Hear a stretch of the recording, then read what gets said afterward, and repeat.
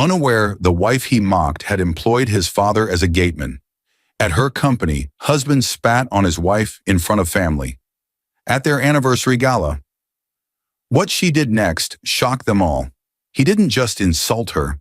Under bright lights, with music playing and cameras recording, he grabbed the microphone at their anniversary gala, laughed into it, and told a hall full of guests that his wife was born to fail. Then when she refused to cry for him, he walked down from the stage and spat on her in front of his entire family. That night, Emily Bennett stood frozen in her navy dress, her cheek wet, her heart cracking in a room full of people who chose to look away. Her husband, Marcus, soaked in the attention like applause. His mother smiled, his sisters laughed. The woman who planned the event, the same one sending him secret messages, watched from the corner with a small, knowing smile. They all thought they knew who Emily was, the quiet wife with the failed skincare business, the woman who once lost money and never recovered, the one clinging to dreams that never worked. But none of them knew where Emily had been going in those early mornings she claimed she couldn't sleep. None of them knew about the company gate she now walked through, the one where an older gateman, her father-in-law, Harold Bennett, always greeted her with respect. He believed she had simply helped him find honest work. He had no idea the calm woman he called ma'am was the hidden owner of the entire company. And Marcus himself had no idea his own father now worked as a gateman for the wife he mocked as a failure. And not a single person in that ballroom knew what Emily had prepared for the moment after the spit. Dear viewers, this is not just about a cruel husband. It's about what happens when the woman everyone laughed at decides she will never be silent again. Before we begin, please like this video, subscribe, and tell me in the comments where you're watching from.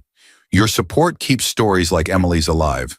The alarm had not even rung when Emily Lawson Bennett, 32, jolted awake, heart pounding, breath tight, as if her dreams were warning her to hurry.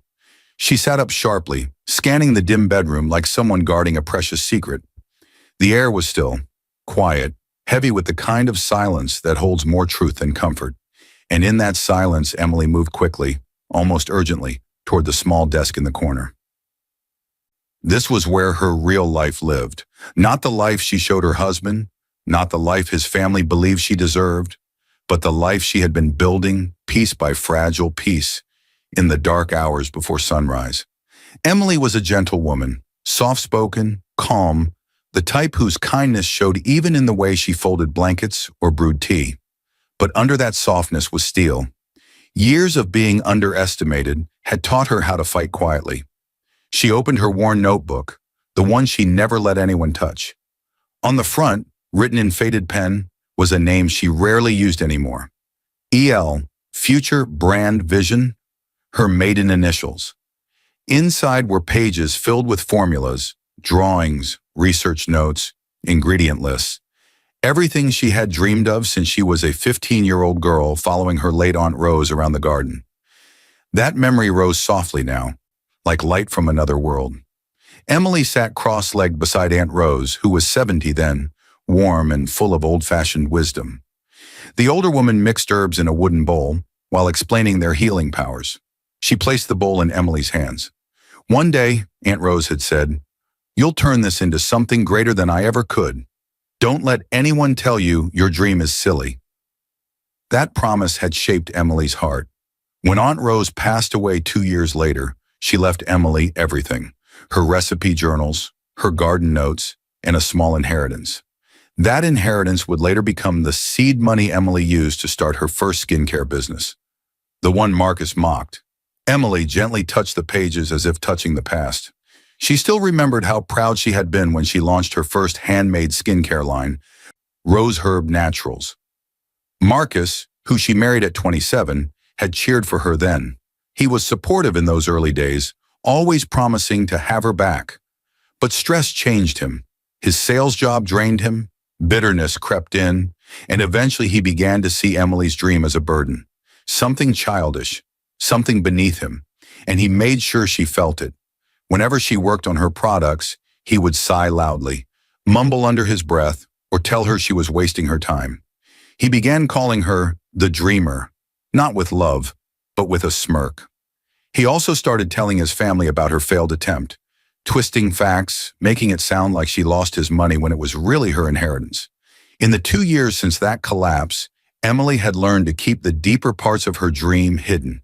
She still experimented, still studied, but only when he slept or left for work early. The notebook became something sacred and dangerous.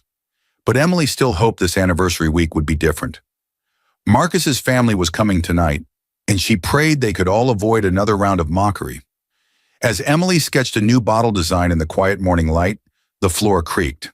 Her eyes widened. She quickly closed the notebook, slipped to the edge of the bed, pulled up a loose floorboard, and slid the book underneath. She pressed the wood down gently, covering her secret. Again. It wasn't fear of Marcus discovering the notebook. It was the fear of hearing him laugh. Emily stood and smoothed her nightgown just as Marcus Bennett, 35, stepped out of the bathroom. Tall, broad-shouldered, sharp-eyed, and increasingly sharp-tongued. He was the man she once believed would protect her dreams. Now he treated those dreams like a joke he didn't finish laughing at. He glanced at her with the kind of half-annoyed, half-tired look he often wore in the mornings. "You're up early again," he muttered. Emily forced a smile. "Couldn't sleep." "Chach." He shrugged and grabbed his shirt. "Don't start that business stuff today. My family's coming, remember? Let's not embarrass ourselves again." Embarrass ourselves. He meant her. Emily said nothing. She had learned silence kept peace. As Marcus turned away to check his watch, her phone vibrated on the dresser. A soft buzz. A single light. A text message. Emily casually reached for it, but her heart jumped when she saw the sender's name. Investor Mentor. A name she prayed Marcus would never notice. The only person guiding her toward rebuilding her dream, secretly, carefully, one step at a time. She opened the message for a single second. "Good news! We're ready to move forward. Legal review is clear." Her breath hitched. Footsteps turned. Marcus was walking toward her. Emily deleted the message instantly, locked her phone, and placed it face down just as he reached her side. He narrowed his eyes. "Who were you texting?" Emily smiled softly, but inside her heart pounded. She whispered, "No one important. Not yet." The front door burst open so suddenly that Emily jumped, nearly spilling the bowl she was holding. The crash of loud footsteps cut through the house like an alarm. She had just finished rinsing a small pot where she'd been boiling herbal samples for testing earlier that morning. The faint scent still floated in the air. Without warning or greeting, Margaret Bennett, Marcus's 58-year-old mother, stormed into the living room with her usual force. The kind of presence that made everyone else shrink. She was tall, sharp-tongued, and proud of her authority over her 3 children. And right behind her were Marcus's 2 sisters, Vanessa, 34, and Claire, 29, both wearing matching, smug expressions. "Emily!" Margaret shouted, already judging the room with narrowed eyes. "Why does the house smell like that again? Are you still boiling those strange herbs?" Vanessa snickered. "She's still holding on to that little lotion hobby. Bless her heart," Claire chimed in. "Some people don't know when to quit." Their words were knives, sharp, familiar, and intentionally placed. Emily forced a calm smile even as her stomach tightened. They weren't even supposed to arrive until later. Marcus must have told them to come early without warning her. He always liked catching her off guard. She knew exactly what was happening. Marcus must have gotten to them. He always did. Whenever he felt insecure or stressed, he filled their ears with versions of the story that made him look like the victim. And now they came armed with his words. Emily tried to greet them warmly, but Margaret raised a hand sharply, cutting her off.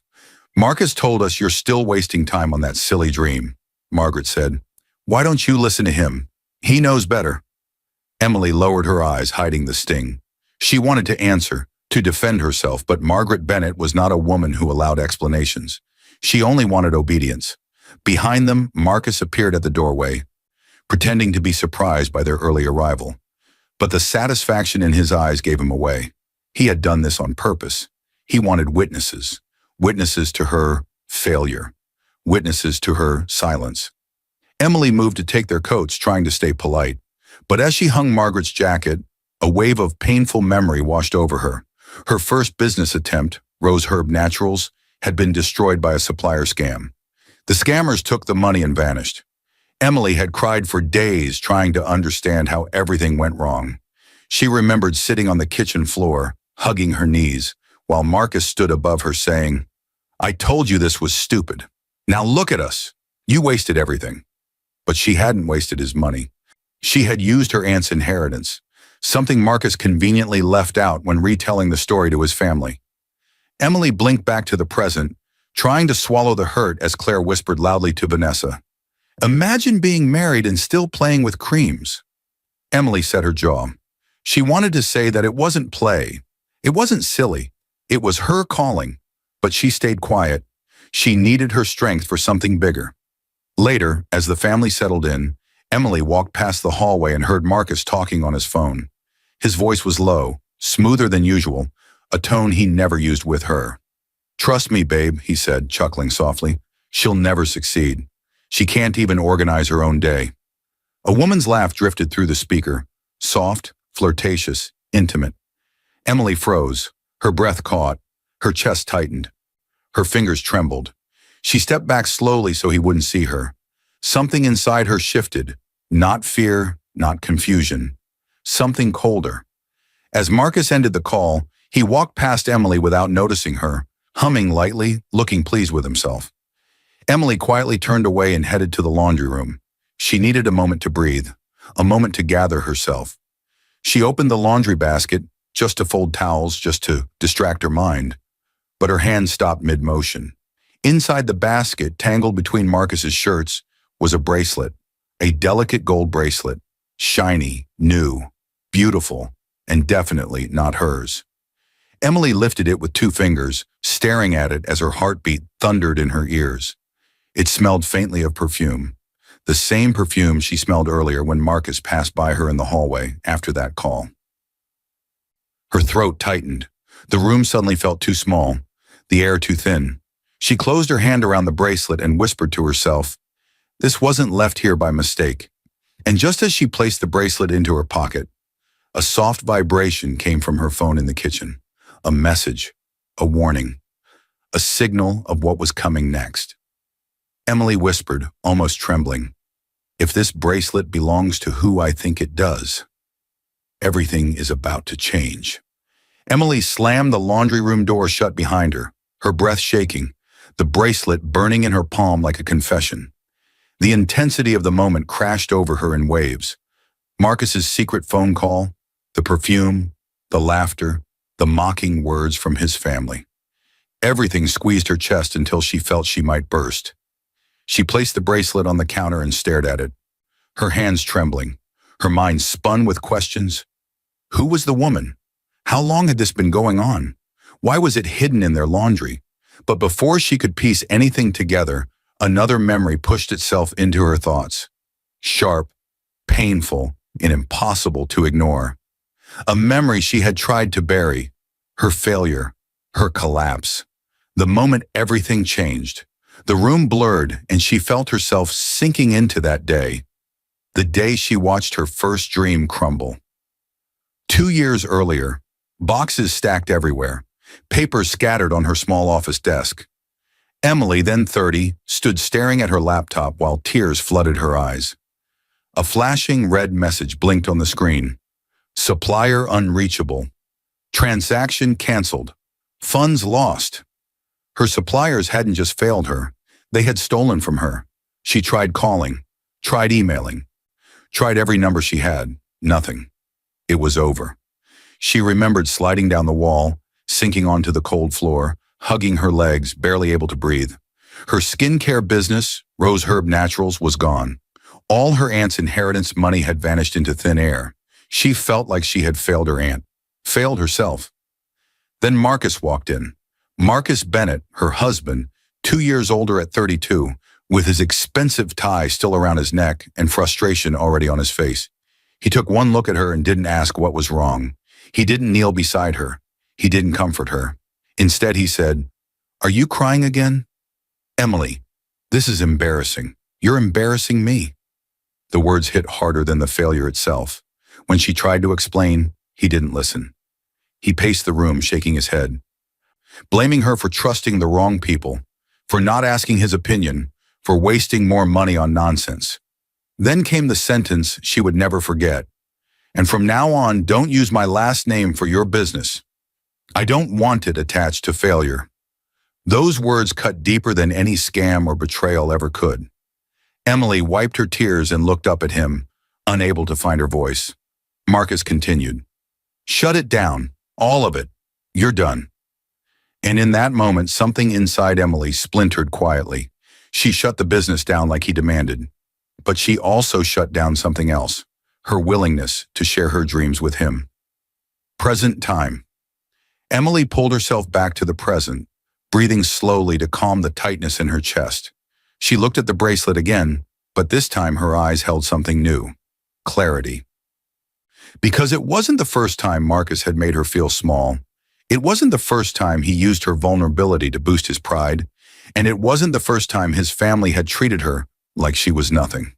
No, this was a pattern, one she had survived once before, and she had vowed never to let it break her again.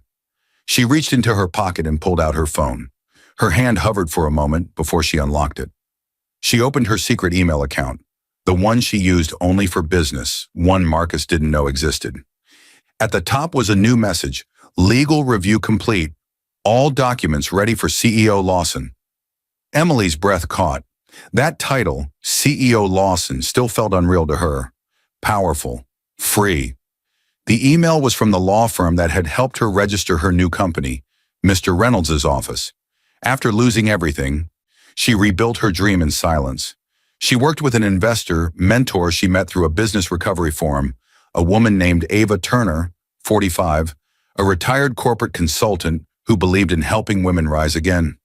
Emily met Ava online first, then over private calls, then through late-night video meetings while Marcus slept. With Ava's guidance, Emily started over under her maiden name, legally separated from Marcus's reach. She opened accounts in her own name, as her lawyer advised. She saved every penny she could. She took small steps, and slowly, over months, her new brand grew. Now her dream was no longer tiny, no longer fragile, no longer something Marcus could control. She was a CEO, quietly, secretly, powerfully. Emily read the email again, her throat tightening. Everything was real. Everything was ready. But then, footsteps, heavy, right outside the laundry room. Marcus. Emily's heart jumped. She hit log out so fast her finger burned against the screen. She shoved the phone into her pocket just as the door opened. Marcus leaned on the doorframe, watching her carefully. "What are you hiding now, Emily?" he asked, voice low. Emily kept her face still. "Nothing." "Oh?" Marcus smirked. "Then why do you look so nervous?" She looked down at the bracelet in her hand, and slowly, Marcus followed her gaze. His eyes narrowed. "What's that?" Emily swallowed hard. She whispered, "Something that won't stay hidden for long." The doorbell rang so violently it made Emily flinch, jerking her out of her tense stare with Marcus. For a second, she thought he might grab the bracelet from her hand. Instead, his jaw clenched, and he glanced toward the hallway with irritation. "Who's here this early?" he muttered, turning away. Emily exhaled shakily, slipped the bracelet back into her pocket, and followed him. When she opened the door, she froze. Not out of fear this time, but out of shock. Mr. Harold Bennett, Marcus's father, 70 years old, stood on the porch. But he didn't look like the lively, polite man she remembered. His shoulders slumped. His clothes hung loosely. His eyes held exhaustion she had never seen before. "Dad?" Marcus said, surprised. "Why are you here so early?" Harold forced a smile, but it didn't reach his eyes. "Didn't want to interrupt your day later." Emily stepped forward gently. "Mr. Bennett, please come in." Of all the people in Marcus's family, Harold was the only one who treated her like she mattered. He was quiet, humble, and respectful. Emily always felt safe around him. As they entered the living room, Harold sat with a slow, tired sigh. Emily noticed his hands shaking slightly. She knelt beside him. "Are you okay?" she whispered. Harold hesitated. He glanced at Marcus, who was looking at his phone, and lowered his voice even more. "I lost my job," he said. "After 25 years. They said I'm too old now." Emily's heart cracked. Harold had always been hardworking, never complained, never asked anyone for help. Soft images surfaced in her mind. Harold fixing her bicycle brakes when she was first dating Marcus. Harold carrying heavy shelves for her first business, even when his back hurt. Harold smiling proudly at her first product launch, telling her quietly, "Your aunt would be proud." He had always been kind. He had always believed in her. Emily placed a hand on his arm. "I'm so sorry. Truly." Harold shook his head. "I'll be fine. I'll find something." But his eyes said otherwise. Emily glanced at Marcus. He hadn't looked up once. He was too busy texting, his thumbs moving quickly, his expression too focused for a simple work message. The same perfume from the bracelet seemed to cling faintly to his shirt. Marcus was either clueless to his father's pain, or he simply didn't care. Emily swallowed, choosing her next words carefully. "Mr. Bennett, would you take any honest work, even if it's simple?" Harold nodded without hesitation. "I would. I don't want charity, just dignity." Emily smiled softly. "I understand," he added quickly. "But please, don't tell Marcus. He'll just mock me again. Last time he said I'm falling behind with age. I can't hear that today." Emily felt a slow burn in her chest. Not anger, but determination. "I won't tell him," she promised. "And I might know a company hiring." Harold blinked. "You do?" Emily nodded but didn't give details. "Let me check on something. I'll let you know soon." Harold didn't push. He trusted her, the same way he had trusted her dream years ago.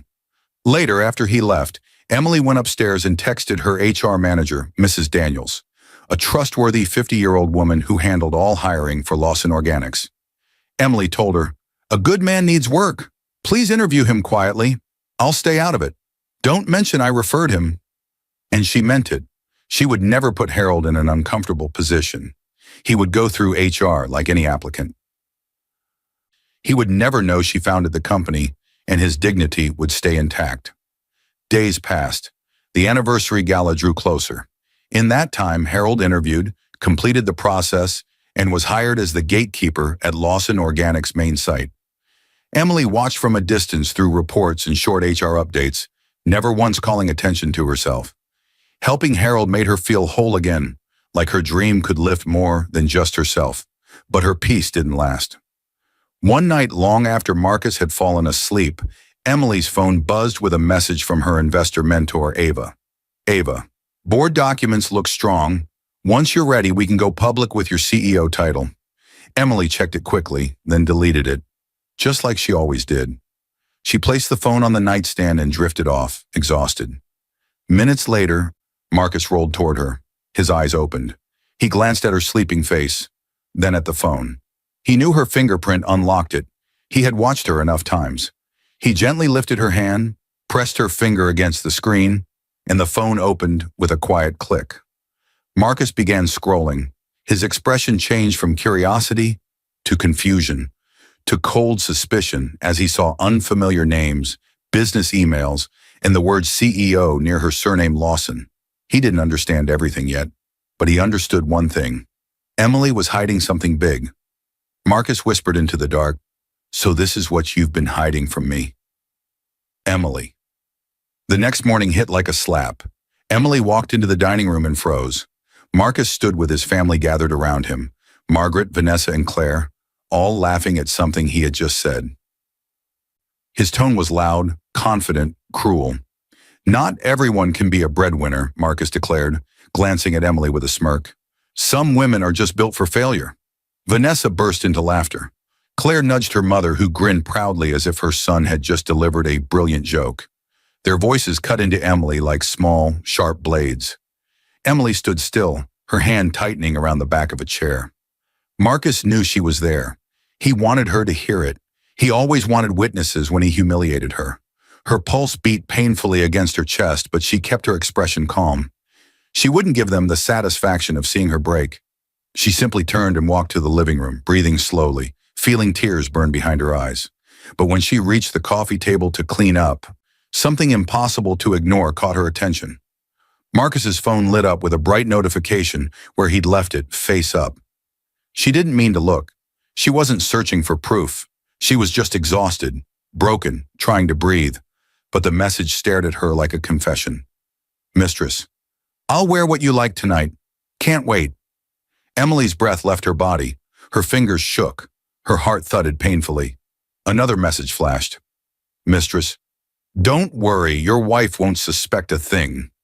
Emily stepped back slowly, the room spinning around her. Her throat tightened so much she could barely swallow. She looked toward the dining room where Marcus was laughing loudly with his sisters, completely carefree, completely unashamed. The bracelet in her pocket suddenly made sense. It wasn't a forgetful accident. It wasn't a misunderstanding. It was her husband's betrayal, undeniable, deliberate, and happening right inside their home. Emily forced herself to take a breath, then another, gripping the edge of the table to steady herself. 3 years earlier, she remembered sitting at her workbench late at night, carefully mixing ingredients for a new formula, excitedly telling Marcus she believed this one might be her breakthrough. Marcus didn't even look up from his phone. He shrugged and said, "That's nice," in a flat tone. Then he walked out of the room, leaving her talking to herself. 2 years earlier, she cried after losing her business.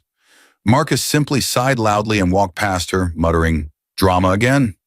1 year earlier, she tried to show him her new business plans. He said he didn't have time and told her to put those papers somewhere else. The memories stacked like heavy stones, one on top of another, crushing any lingering hope she had left.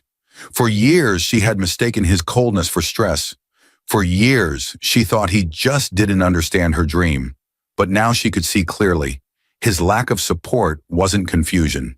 It was cruelty, and betrayal had been building far longer than she realized. Emily wiped her eyes with the back of her hand, anger and heartbreak twisting together inside her. She picked up her own phone and stepped quietly into the hallway, away from the noise. She dialed a number she had saved months ago from her company paperwork, but never used for something personal. Her lawyer, Mr. Reynolds, a calm and detail-oriented man in his 40s who handled both business and family cases. He answered immediately. "Emily, is everything all right?" Emily swallowed hard. Her voice barely came out. "If someone humiliates you publicly, what are your rights?" There was a pause, a serious one. "What happened?" he asked gently. "Nothing yet," she whispered, "but I want to be ready." Mr. Reynolds exhaled slowly. "Then listen carefully. Record everything. Keep all evidence. Never confront him alone, especially if he's angry. And don't tell him what you know until you're protected." Emily nodded, though he couldn't see it. "Okay." "And Emily," the lawyer added. "Yes? Forward any proof you already have, messages, photos, anything, from your own phone. We'll store it safely." Emily glanced back toward the living room, at the sound of Marcus's laughter. "I will." She ended the call and, with shaking hands, quickly snapped discreet photos of the messages still glowing on Marcus's screen before they disappeared.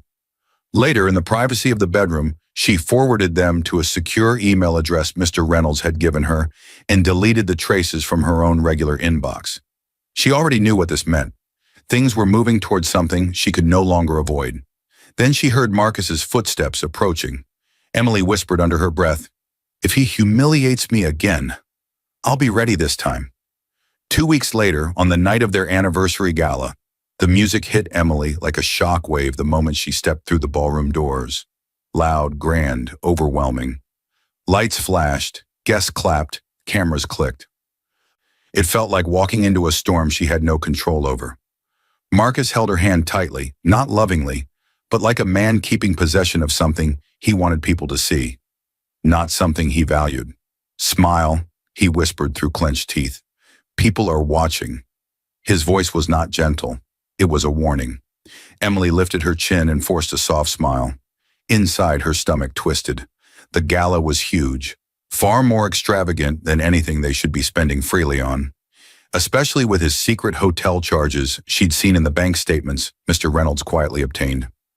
Gold curtains, crystal tables, tall flower arrangements, a live band. Marcus had planned it to perfection, not because he loved her, but because he loved attention. He wanted everyone to believe their marriage was perfect. He wanted to impress his colleagues, his friends, his arrogant sisters. But he didn't spend a single dollar on her dress. Emily had bought it herself, a simple navy gown she found on discount days ago. Marcus didn't even ask what she would wear. In the weeks between that morning of betrayal and tonight, Emily hadn't just cried. She had moved. She'd forwarded evidence to her lawyer. She'd watched as Reynolds and his team legally pulled joint account statements and confirmed hotel bookings.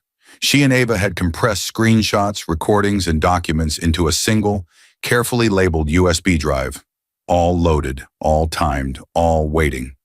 The moment they entered, Margaret, Vanessa, and Claire surrounded Marcus like he was a celebrity. They glanced at Emily and whispered loudly enough for her to hear, "Tonight we'll finally tell everyone she's a failure. And she still dresses like a school teacher. At least the decorations look nice." Marcus's choice, obviously. Emily kept walking. She wouldn't crumble. Not in front of them.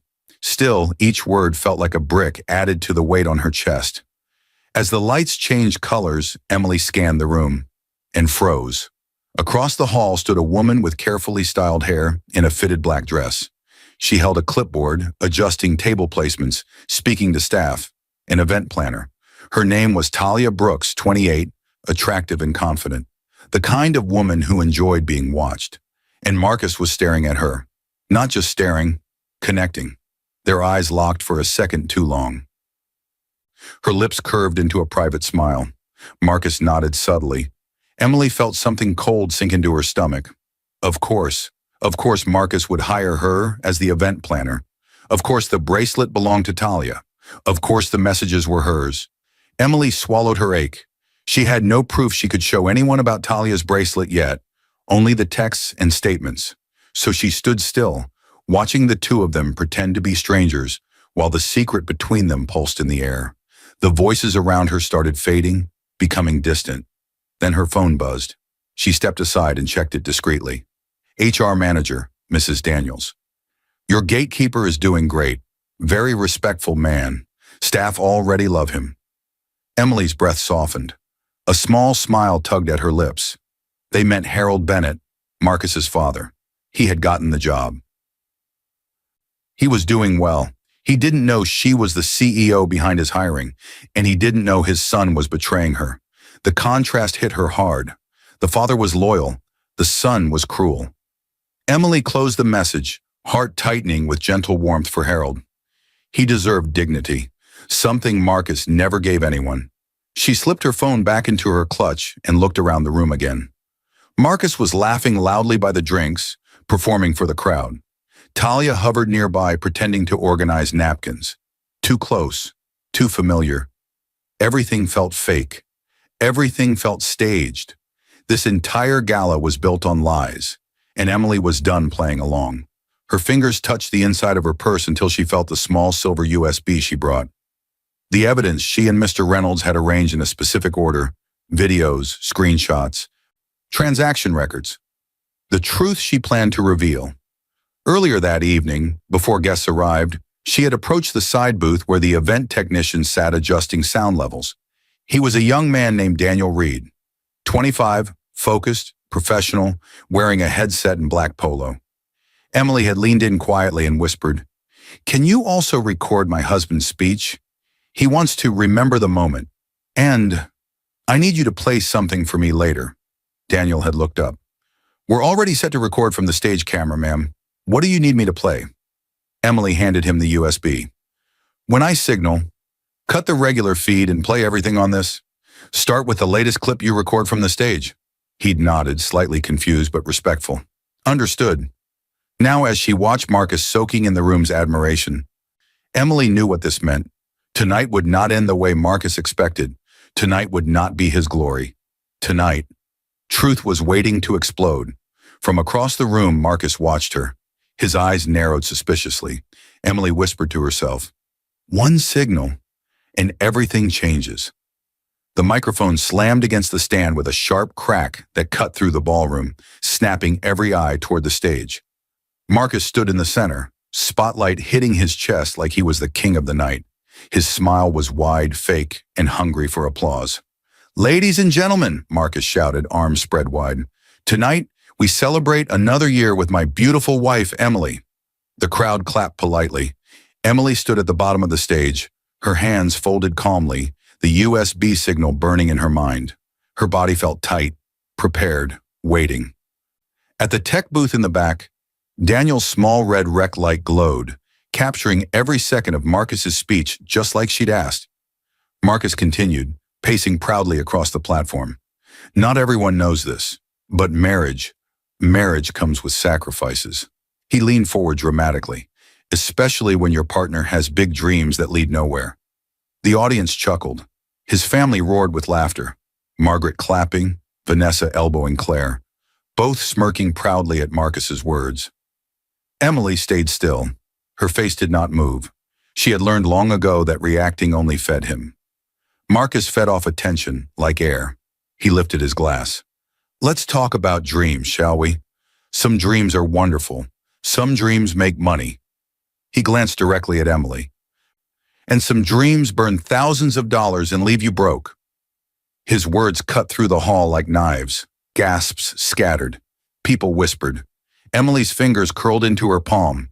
She didn't move. Marcus wasn't finished. He walked to the edge of the stage, towering over Emily. My wife thought she could run a business. He laughed bitterly. She wasted time, energy, and, yes, my money, all gone. Emily's eyes lifted. Lie. He was lying about the money. He always lied. And now he was performing those lies in front of an entire ballroom. Margaret clapped loudly. Tell them, son, Vanessa laughed. Finally someone says it. And near the buffet table, Talia, his mistress, stood smiling with her clipboard tucked under her arm, eyes sparkling at the show. Marcus gave her a tiny nod, almost invisible to anyone except Emily. But Emily saw everything. The betrayal, the humiliation, the secret pride he took in hurting her. Marcus looked down at her, drunken with arrogance. Come on, Emily, say something. This is an anniversary. Smile for the guests. Emily stared at him, her expression calm, almost peaceful. Her silence enraged him. Marcus stepped down a single stair. Nothing to say about your failure? He took another step, another, until he was standing right in front of her. Then, without warning, without hesitation, Marcus leaned forward and spat on her. A thick drop hit her cheek. Loud gasps exploded through the room. Someone dropped a glass. The music stopped. Silence swallowed the entire ballroom. Guests froze. Margaret's smile dropped. Vanessa's eyes widened. Claire covered her mouth. Even Talia stepped back. Marcus stood breathing hard. His face twisted with superiority until he realized what he had done. For the first time that night, he looked unsure. The room wasn't laughing anymore. At the back, Daniel's hand hovered over the console, horrified, but the camera was still rolling, capturing everything. Emily didn't move. She simply lifted her hand and wiped her cheek, slowly, gracefully, like dusting away a smudge. And in that silent moment, Emily changed. Her face softened, her shoulders relaxed, but her eyes, calm, cold, unbroken, held a strength Marcus had never seen, a strength that made him step back. 2 seconds, a whisper of memory, her late aunt sitting beside her saying, never let someone take your dignity, not even the one you love. Emily straightened.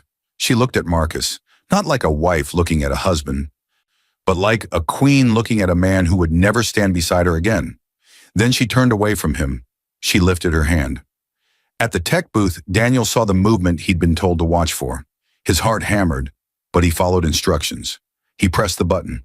The ballroom lights shut off with a violent pop. People screamed softly in the dark. Phones lit up. Whispers rose. Daniel quickly saved the last seconds of the recording. Marcus's spit, the shock, the silence, and pushed the preloaded playlist from Emily's USB to the main screen, starting with that fresh clip. Then a giant screen at the front flickered awake. A video began to play. Marcus spun toward the technician. What are you doing? Turn it off. But it was too late. The screen brightened, white light flashing across the stunned guests. Talia's face turned pale. Marcus's hands trembled. Emily stepped aside, her expression unreadable, as the truth began to roll. In the darkness beneath the screen's glow, Emily whispered, let them see who you really are. The ballroom erupted into pure chaos the moment the screen lit up. Gasps exploded like firecrackers. People covered their mouths, phones lifted instantly, recording everything. On the screen, the video replayed in full brightness. Marcus stepping down from the stage, looking at Emily with disgust. And then, the spit. The sound echoed from the speakers. The image froze on Emily's face at the moment it hit her. A thick, heavy silence swallowed the room. Marcus staggered forward. "Turn that off! Do you hear me? Turn it off!" But no one moved. No one blinked. No one stood by him. Not even his family. His mother, Margaret, shrank into her seat, face turning pale. Vanessa and Claire stared wide-eyed, unable to speak. The guests, some of them Marcus's colleagues, some clients, some friends, looked shocked and uncomfortable. The crowd parted as Emily stepped forward slowly, calm, composed, unshakable. The entire room felt her presence shift, like a quiet storm gathering strength. Beside her stood Mr. Reynolds, her lawyer, holding a small leather folder. He maintained a steady posture, hands behind his back, waiting for Emily's signal. He had arrived earlier that evening as a business guest, but now his role was clear. Marcus turned to Emily, face red. "You did this? You're trying to embarrass me on our anniversary?" Emily didn't raise her voice. Instead, her tone was soft. So soft the guests leaned in to hear. "No, Marcus, you embarrassed yourself. I'm only showing the truth." The screen behind her shifted. Daniel followed the playlist Emily and Reynolds had prepared. A second video appeared, a recorded audio call with subtitles taken from messages and voice notes Emily had legally obtained from her own devices. Marcus's voice filled the room, speaking to his mistress, Talia. "She'll never succeed. She's built for failure." Gasps rippled through the crowd like a wave. Talia froze, dropping her clipboard. Marcus spun toward her with panic in his eyes. "You told her?" he hissed, but Emily shook her head gently. "No, Marcus. She didn't tell me. You told me. Every time you underestimated me." The room felt like it stopped breathing. Emily lifted her chin and spoke clearly, her voice echoing across the hall. "Let's correct a few lies you've told tonight." Marcus blinked, confused and trembling. Emily took a breath. "First," she said, "I never used your money, not a single dollar. The funds I used for my first business were from my aunt, the woman who raised me. You lied to everyone when you said I wasted your savings." On the screen, a scanned copy of the inheritance deposit from Aunt Rose's account appeared, with Emily's name on it, long before she married Marcus. Emily looked directly at Margaret. "You all mocked me for something that wasn't even yours to lose." Margaret's face crumpled in humiliation, her earlier pride dissolving in front of strangers. Emily continued, "Second, my business didn't die. I rebuilt it, quietly, patiently, with guidance from a mentor who believed in me when you didn't." The screen changed again, showing product photos, packaging, storefronts, Lawson Organics glowing across the screen in elegant letters. Clips of customer reviews and small media articles appeared one after another. The audience murmured. "Lawson Organics?" someone whispered. "That's hers?" Another voice gasped. "That company is exploding right now. My wife uses their products." Marcus staggered backward as realization hit him. Emily stepped into the light, her eyes never leaving Marcus. "I am Lawson," she said softly. "Emily Lawson, founder and CEO of one of the fastest-growing skincare companies this year." The crowd erupted with whispers. Phones filmed every word. Marcus's jaw dropped. His lips trembled. He looked like someone whose world had cracked open beneath his feet. "As you mocked me, laughed at me, cheated on me," Emily continued, "I was building something far bigger than you ever imagined." Marcus collapsed into a chair, shaking his head. No, you can't. You, CEO? No." Emily did not blink. Then, slowly, Emily revealed the truth that shattered the room completely. "And finally, your father." Harold Bennett, standing near the rear doors in his modest suit for the gala, looked up in confusion. He had come to support his son, still not fully understanding why Emily needed a lawyer present. Emily met his eyes with warmth, not shame. "You said you needed honest work," she said softly, "and I recommended you to a company I trusted." She placed a hand over her heart. "My company? A collective gasp filled the hall. Harold's eyes widened. You're the CEO? Ms. Lawson is... He broke off, stunned, finally piecing together her maiden name with the company brand. Yes, Emily said gently, but I never told you because I didn't want to embarrass you. You deserve dignity, and you've earned every bit of it. Harold covered his mouth, overwhelmed.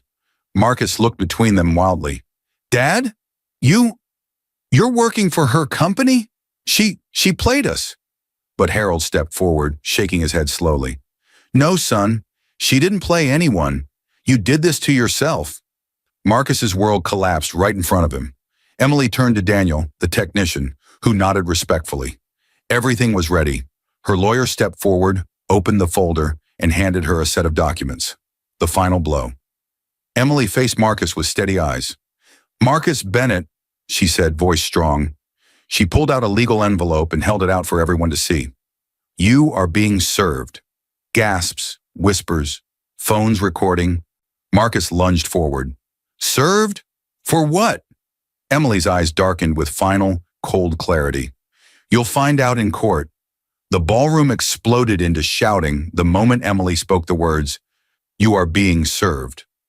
The intensity hit like thunder. Voices rising, cameras flashing, Marcus stumbling backward as if the floor had tilted beneath him. He grabbed the edge of a table, breathing hard. No, Emily, wait, he shouted, reaching for the envelope. But Mr. Reynolds, her lawyer, stepped between them like a shield. Don't touch her, Mr. Bennett. Marcus's chest heaved. You can't do this, not here, not in front of everyone. Emily lifted her chin. This is exactly where it needs to happen. Then the screen behind her shifted again. A new slideshow began, also prepared by Reynolds' team. Receipts, screenshots, hotel bookings, gift confirmations, messages between Marcus and Talia. Proof, not rumors, not guesses, proof of everything. The first text displayed, enlarged so everyone could see. Talia, booked the room, same place as last week? Marcus, yeah, use my card, she'll never notice. Gas filled the room again. Someone whispered, oh my God. Another murmured, he used their money? The next screenshot appeared. Marcus, bought you the necklace you wanted. Don't tell my wife. Marcus lunged toward the stage. Turn it off right now. Talia took one look at the screen, then stepped away from him as if touching him might burn her. She covered her face and whispered, I can't be part of this. I didn't know he'd get caught. You knew I was married, Marcus snapped. Talia backed up, shaking her head. You said your wife was useless. You said she'd never amount to anything. Emily's lawyer lifted a finger calmly. There's more. The next set of screenshots showed bank transfers from a joint marital account. Money Marcus had secretly funneled to Talia. Hotel reservations, spa packages, flowers, trips. Every transaction was time-stamped and labeled, with the joint account clearly bearing both Marcus and Emily's names.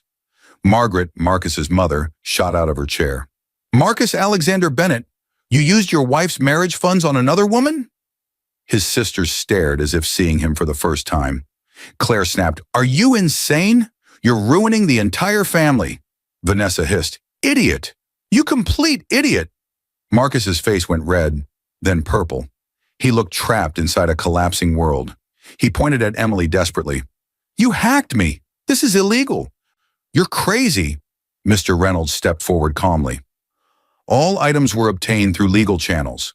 Mrs. Bennett had full right to request records from the joint account. The rest came from data she already possessed on her own devices. Your mistress also confirmed the purchases to investigators as part of her own cooperation. Talia gasped. I didn't know. You did, Emily whispered, but you were never my fight. Talia lowered her head and walked out of the ballroom in shame. No apology, no goodbye, just a quiet exit, saving herself. The room buzzed with whispers like a hive of angry bees. Marcus turned back to Emily, eyes wild. Please, Emily, stop this. Don't do this to me. Emily looked at him, finally letting her emotions settle. Not anger, not revenge, but clarity. You did this, she said, voice steady. The moment you spit on me, you showed everyone who you are. Marcus dropped to his knees. I'll change. I'll fix it. I'll do anything. Emily, don't take everything from me. Emily took a small breath before revealing the last twist, one that made the room fall silent again. Your father will keep his job. Marcus froze. What? Emily stepped toward Harold Bennett, his father, who stood trembling with emotion. Your father showed me respect when none of you did. He earned his work honestly. I would never punish dignity. Harold blinked hard, eyes watering. Thank you, Emily. Thank you. Marcus looked shattered. Dad, you knew? You're working for her company? You didn't tell me. Harold shook his head slowly. You never asked about my struggles. She did. The humiliation hit Marcus harder than any punch. His own father admired the woman he mistreated. Emily turned back to Marcus and held out the legal envelope. Mr. Reynolds spoke formally. Petition for dissolution of marriage, irreconcilable cruelty, financial misconduct, and emotional harm. We also reserve the right to pursue further action for defamation, if necessary. Marcus's mouth fell open. Dissolution? You're divorcing me. Emily met his eyes one last time. Yes, Marcus. I deserve peace. Marcus reached for her. Emily, please, please don't. Two large security guards stepped forward, following protocol arranged by the venue and Reynolds' team in case things escalated. They gently but firmly pulled Marcus to his feet.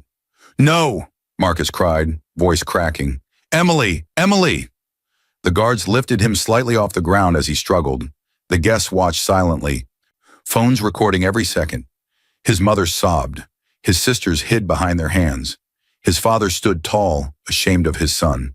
Please, Marcus shouted, throat breaking. I can't lose everything.